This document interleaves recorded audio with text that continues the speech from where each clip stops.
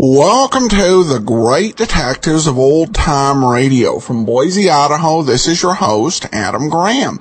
If you have a comment, email it to me, box13@greatdetectives.net. Follow us on Twitter at Radio Detectives, and become one of our friends on Facebook, facebook.com/Radio Detectives. Before we do get started, I want to encourage you to take advantage of JohnnyDollarAir.com. JohnnyDollarAir.com is a great way to support the show. It's a Priceline.com affiliate, which means when you go there, you can, your choice, either choose from great published fares or name your own price on hotels, rental cars, airline tickets, and even more. Plus, part of your purchase price will go to support the Great Detectives of Old Time Radio if you find a deal that works for you. So just remember, for all your travel plans, visit JohnnyDollarAir.com first. Well, now it's time to get into today's episode of The Todd Matter. From Hollywood, it's time now for...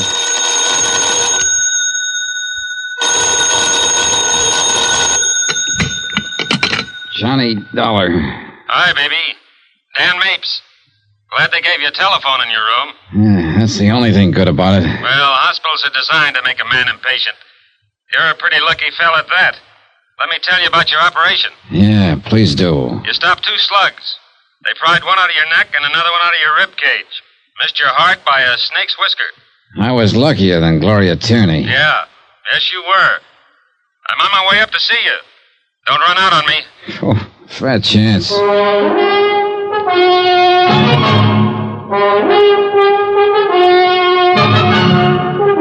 Tonight and every weekday night, Bob Bailey in the transcribed adventures of the man with the action-packed expense account, America's fabulous freelance insurance investigator. Yours truly, Johnny Dollar.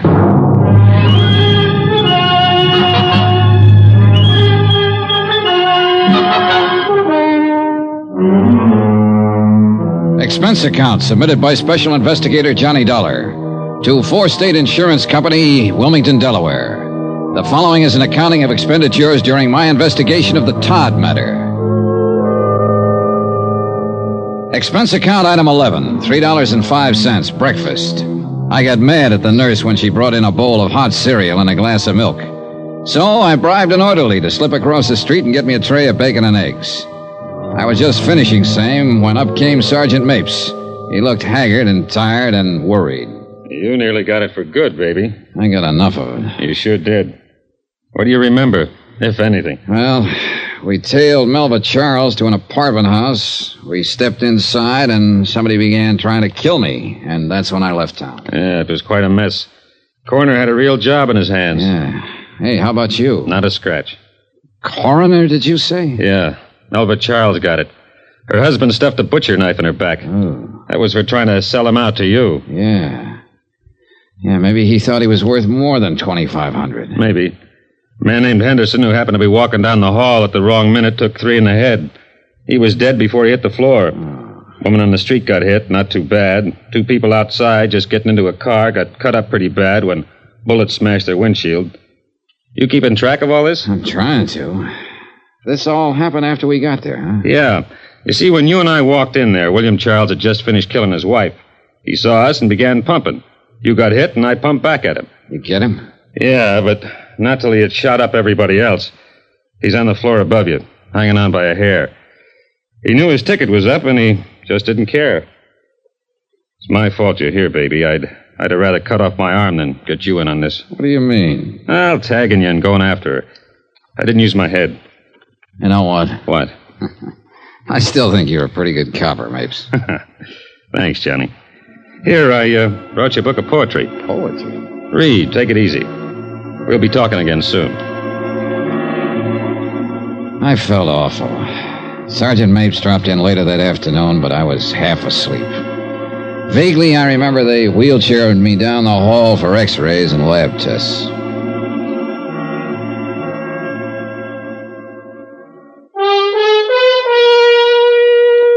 Expense account item 12, 10 cents, the morning paper. The story of the shooting was splashed all over page 1, and the solution to the Gloria Tierney killing in part. Slugs from William Charles' gun were matched with those that had killed Gloria Tierney. No mention was made of any loot from the Todd burglary being found in the Charles apartment. Between back rubs and sleeping pills, I worried about that. I didn't worry too much about the fact that William Charles, killer, gunman, burglar, was dying in the room directly above me. About midnight, Mafe showed up with a wheelchair. There we are. Now, you all ready to go up and see what he has to say? Yeah, sure, I guess so. I still have to finish my job. Let's take it easy now. All right. Hey, weak. Busy.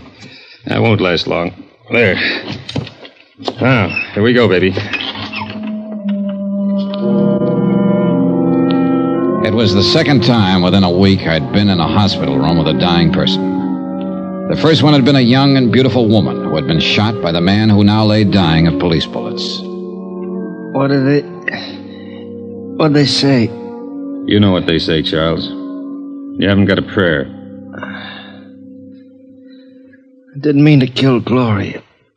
I didn't mean it at all. I want you to know that. You took a lot of pains to do it. I was there, remember? Yeah, I remember. Sorry. Been doing pretty good with those house jobs. Todd Place, another one in St. Louis. Doing all right. Enough to buy a nice car, live in a decent place, get around a little bit. Worked all alone. Met her. I liked her, wanted to marry her. I did. Really did. You already had a wife. You think I'm kidding? I gave her a mink coat, didn't I? Thought that it'd cinch. She didn't want to take it. Told me she was going to marry some other guy. Some guy she'd been married to before. I got mad. I came back that night, let her have it. That all? Yeah, that's all. That's it. That's it, mister. You take it or leave it. How did you meet her?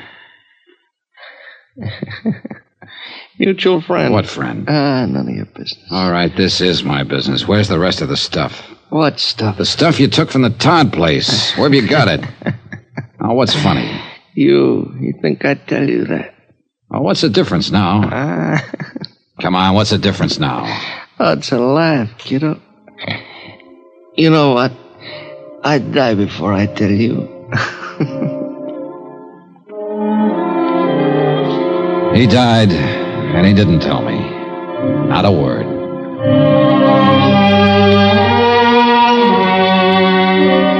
Later, a private ambulance took me from police emergency hospital to my hotel room. 3 days after that, I was able to get back on my feet.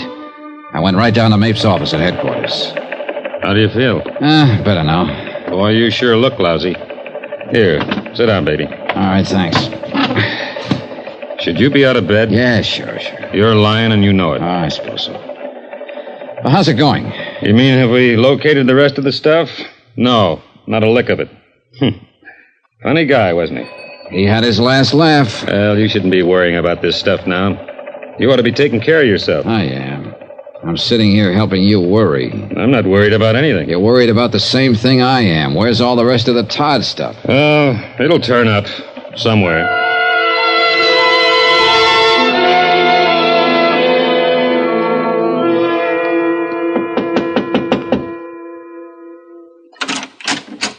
Why, Mr. Dollar. Hello, Mrs. Stromberg. I read about what happened to you in the papers. I'm sorry. I'm terribly sorry. Oh, well, I'm better now. Well, come in, please. Thanks. Say, you'd better sit down, Mr. Dollar. I'll get you a cup of coffee. Do you have any bourbon? Why, yes, I think so. All right, I'll take that. Well, all right. Is water okay? Yeah, sure, fine. Should you be out of bed, Mr. Dollar?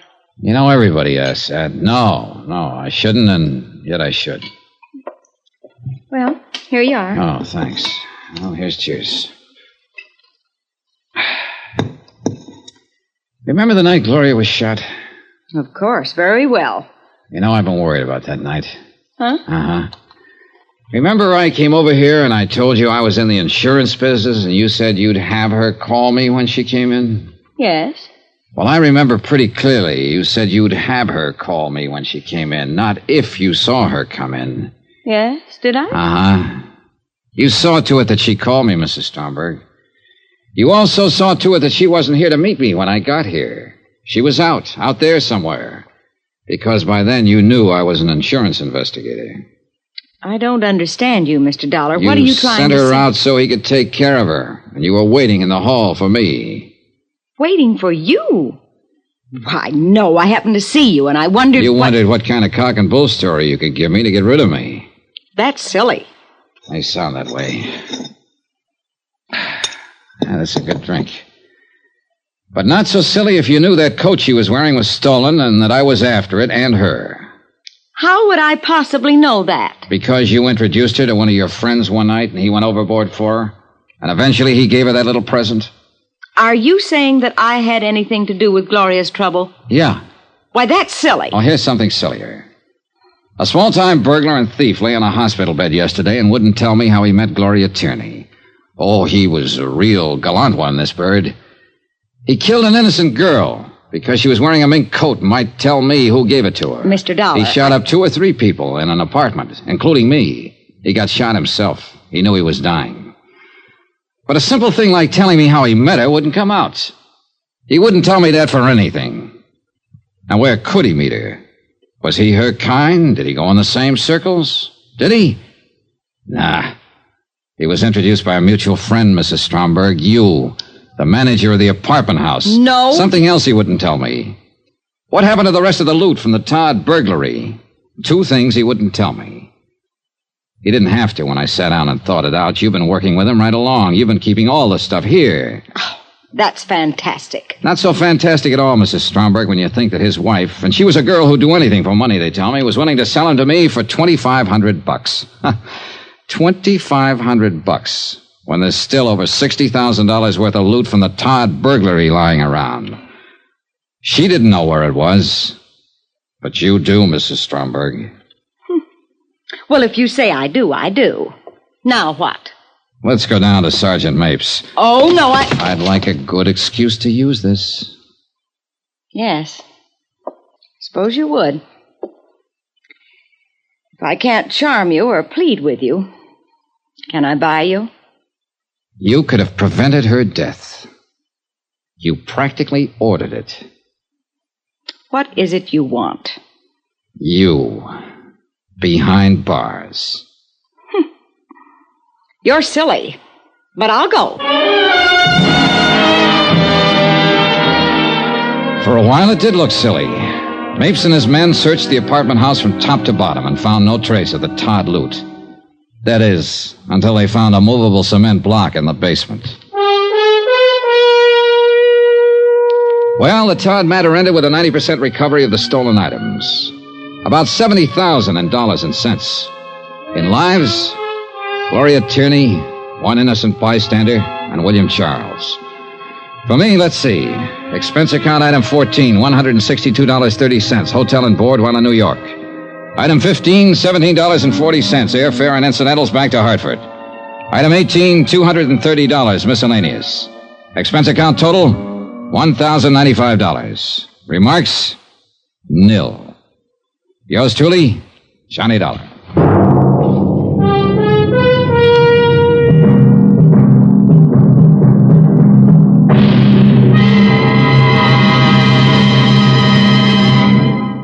Remember, there'll be another intriguing story for you beginning next Monday night. Next week, a music lesson on a priceless Amati violin. Music and mystery and danger. Join us, won't you? Yours truly, Johnny Dollar.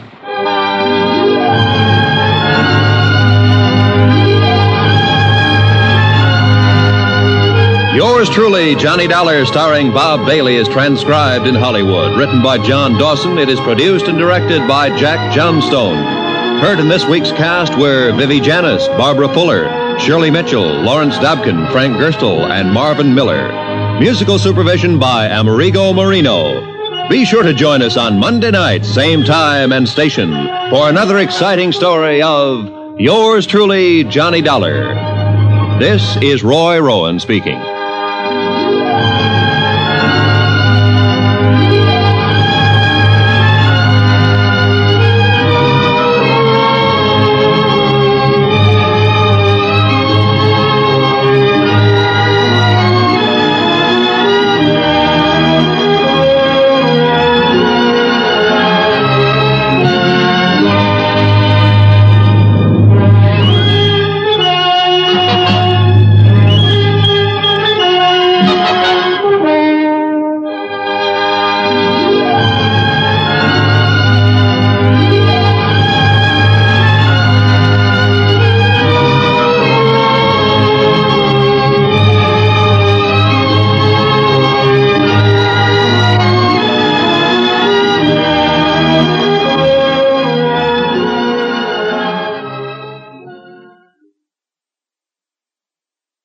Welcome back. You know, I would kind of love to have been in the courtroom as they pressed the case on the basis for a warrant on the basis of Johnny Dollar has a hunch and we think it really makes sense. But leaving aside the legal ramifications, kind of seemed like a rushed ending where we knew we had to get somebody and we had to get some money back, particularly since Johnny Dollar had gone ahead and written out that $2,500 check and come out here so he would be out some money to the guy who gave him the tip. The positives of this series, of course, was a great interaction with the police officer, really, and some really solid moments that showcase the humanity of the character. This script for the Todd matter was actually reused material from two different Johnny Dollar episodes. One was the Baltimore matter, and the other was the Rochester theft matter, that it kind of borrowed elements from both of those in order to put together this five-parter. We'll be back next week with another Johnny Dollar episode. Well, we do have some listener comments and feedback, and we do have one, I think somewhat justly critical, from M. Gray 73. Several times I've waited for an episode and it doesn't come, like part 5 of the Forbes matter. Waited for it, but it never showed. Frustrating that you don't know the whole story. Like a waste of time. I had to go look them up on the internet to get the whole story. Well, I do apologize that we have had some difficulties getting some episodes out on the feed. And, it may be something we may have had these sort of things happen intermittently. But it's not noticed as much, when you don't have, when you have these multiple parts, people, want to know how it ends. But we're working on it, and we're going to do everything we can to make sure we don't have these issues happen again. So sorry you've had those difficulties. All right. Well, now we're going to go ahead and take a listen to a new Carter Brown series. This one is High Sky Hoodoo, which was actually the 9th Carter Brown story to be adapted. So let's go ahead and take a listen.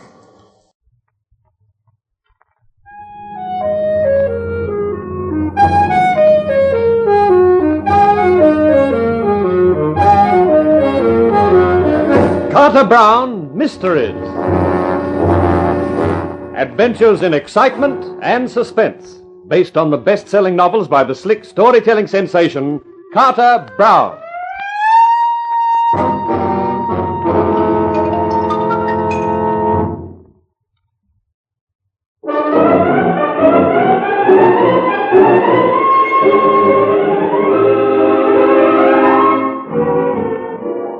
How do you do, ladies and gentlemen? This is Carter Brown with another of my stories for you. There's drama and suspense in the scream of a jet plane through the blue. There's more drama and suspense when the plane crashes and no one knows why. That's the basis for my book, High Sky Hoodoo, the story of Whitney Kent, jet pilot and war hero whom everyone calls a jinx. And here he is to tell you about it.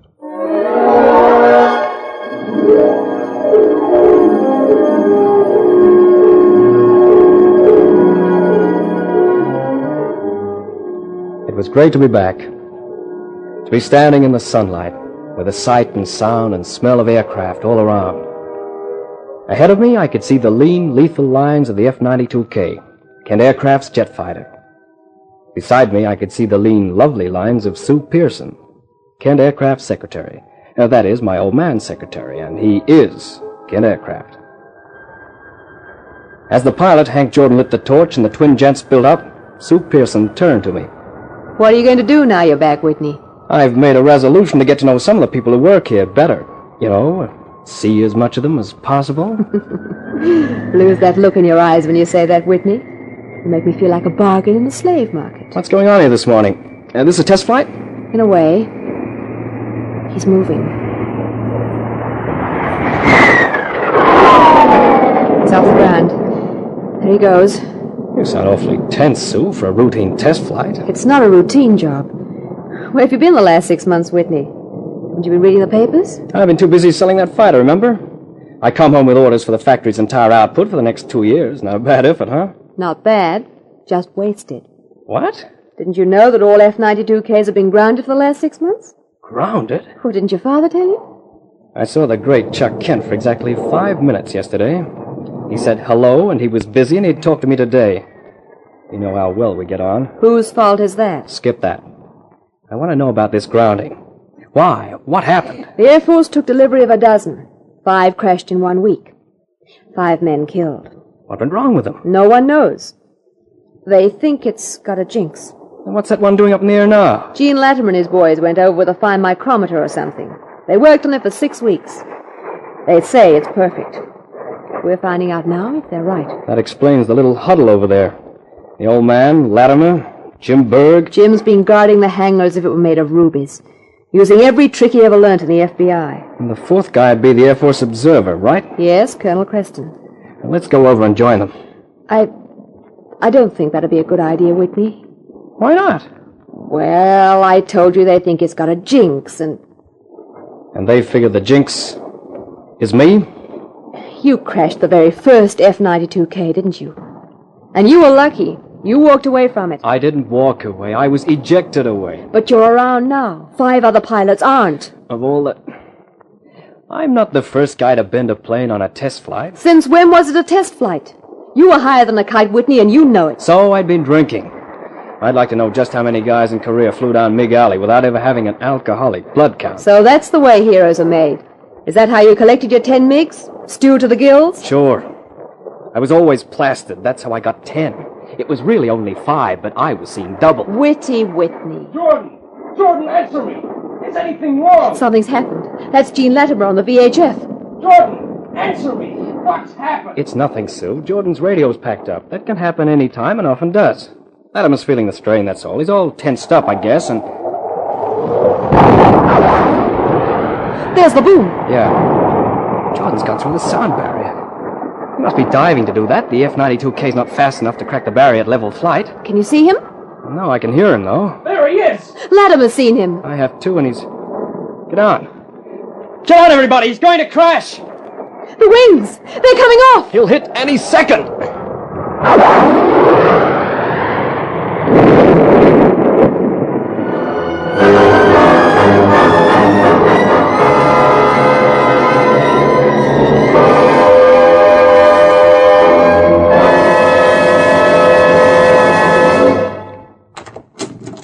Come in, Whitney. We've been waiting for you. Case of let's all gather around the conference table, huh? That's right. You know Gene Latimer, of course. So these two gentlemen have been new to you, Milton Moore. How do you do? And Owen Hallmeyer. Hello. They've recently joined me, Whitney, as fellow directors of the company. Now, what we're here for is to find out what's wrong with the F-92K. The Air Force recognizes it as a good fighter. They'll buy it, but without any bugs in it. I've talked to Colonel Creston, and his suggestion affects you, Gene. He admits you're a brilliant designer, but he thinks maybe the fault is some little thing that you may have been too close to pick up. In other words, an engineering mistake. Hasn't the good colonel thought of sabotage? Sabotage with the other 5, too? In places that range from Los Alamos to Detroit? Why not? I checked that plane nut by boat. There was nothing wrong with it. What else can it be but sabotage? And I'm looking right at the man I think's responsible for it. Meaning me, Gene? Meaning you, Whitney. You crashed the first one, set us back months. What did you do to it this time? Now, hold on there, Gene. I questioned Jim Berg, our plant security man, about that. He put seals on the hangar and had guards watching it all night. Chuck, if I can interrupt right here. Sure, Milton, go ahead. Accusations and suppositions will get us nowhere. Then I say let's call in the police. No, Mr. Latimer. In my opinion, that would be fatal. It would completely destroy confidence in Kent Aircraft. Now, Mr. Hallmeyer and I, as co-directors with Mr. Kent, are concerned with facts. Sure are. And with profits. We're not in this for sentimental reasons. And facts are just what we haven't got at the moment. Now, immediately I heard of the 5 crashes out of the dozen planes the Air Force took, I embarked on a certain course of action. I called in the Blue Circle Detective Agency from Los Angeles. They have a fine reputation, and I asked them to conduct an investigation. Without discussing it with Owen or myself? Yes. I thought I was justified. And in view of this morning's tragedy, I think I was right. But, of course, I'll abide by my co-director's decision before going any further. Well, I guess it sounds all right to me. I say go ahead. What do you think, Owen? It's a bad business altogether. Sooner we find out, the better, and there's not much use having the police snooping round if there isn't any sabotage. Be the very worst kind of publicity. I'm glad you agree with me. Meanwhile, Mr. Latimer, you will, of course, devote your attention to checking on Colonel Creston's idea. Yes, I'll go over the next one personally, even though I think it's a waste of time. The boys around the factory say there's a jinx on the F-92K, and for my money, that jinx is our war hero here. I've had about enough, Latimer. You're accusing me of murder. Murder? Sure. If that plane was sabotaged, then whoever did it killed the pilot, Hank Jordan, as surely as if they put a knife in his heart. I didn't... No, you didn't think of that. Maybe next time you use your brains before your mouth. I think I'll be moving along, gentlemen. Nobody needs a salesman right now, I take it? No, you can go, Whitney. I thought I'd move out of the hotel into the old beach house if you're not using it, Chuck. Yeah, sure. Come up to the house for dinner tonight. Well... You'll be welcome. Okay, I'll see you then. So long, everybody.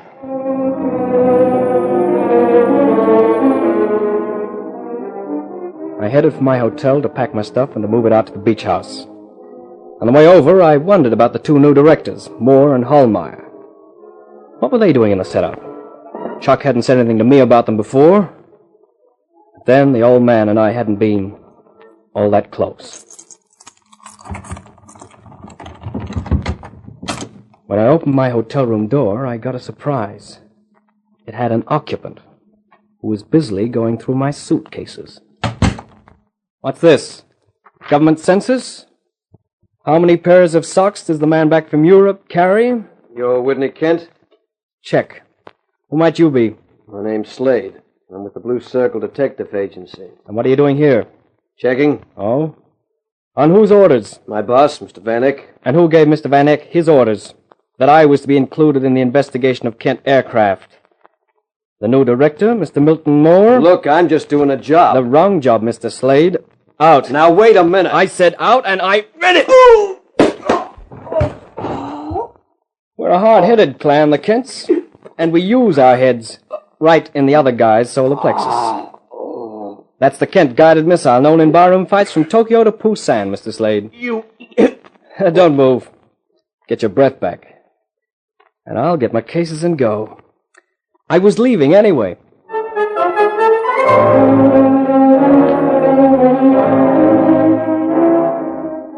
I'm glad you came, Whitney. So am I, since you asked Sue as well. I didn't realize your confidential secretary was that confidential. Whitney Kent, of all Don't take any notice of him, Sue. I'll do better. I'll take an axe to him. Hey, how was Europe, Whitney? Fine. In Paris, there was Fifi, chic and shapely and using such an expensive perfume. In Belgium, there was Fifi, still using that perfume. In London, there was Margaret. What happened to Fifi in London? Can't you guess? She ran out of perfume. You've always got the smart answers, haven't you? I wonder why. Defense mechanism, Chuck. It's a long time since I had to talk to you, son. I tried to, anyway. Grew up too quick for me, I guess. I never had time to get away from the plant, and then, when I did, you were in Korea. It doesn't matter. It was tough enough being Chuck Kent's son while you weren't around. If you'd been around, it only made it tougher. I never knew it was as bad as that. Well, we both had it tough, I guess. You lost a wife, the mother I never had. It's old history, Chuck. Let's skip it. How long have you had these guys Moore and Hallmeyer in with you? I had to bring them in, Whitney. Expansion was too rapid. I needed capital, and they had it. That Moore seems like a smart guy. He is. He was with Ace Aero Corporation before he came in with me. Built them up out of almost nothing. Hallmeyer's a Texan, oil money, likes to speculate. This experience might change his mind. And how about me? Huh? What do you mean? I'm back, having sold a lot of planes we can't deliver right now. So what next?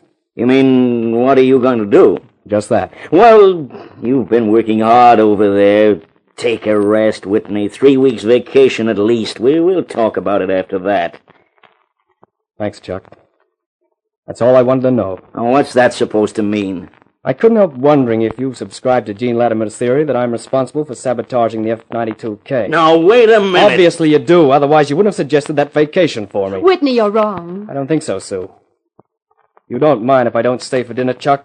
It'd choke me. I leave you with one statement. I'm going to find out what's wrong with the F-92K if it's the last thing I do.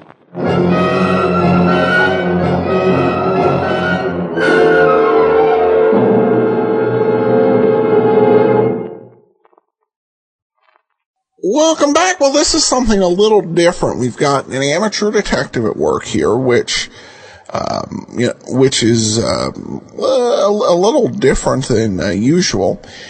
In addition to that, we've got some real tensions in the life of this character. It's going to be interesting to see how this plays out and what's going on with this sabotage.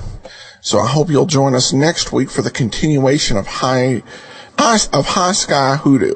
That'll do it for today. Join us back here tomorrow for the lineup. Next Friday for the second part of High Sky Hoodoo, and on Monday another Johnny Dollar serial starts. In the meantime, your comments, box13 at greatdetectives.net. Follow us on Twitter, Radio Detectives, and become one of our friends on Facebook, facebook.com/Radio Detectives.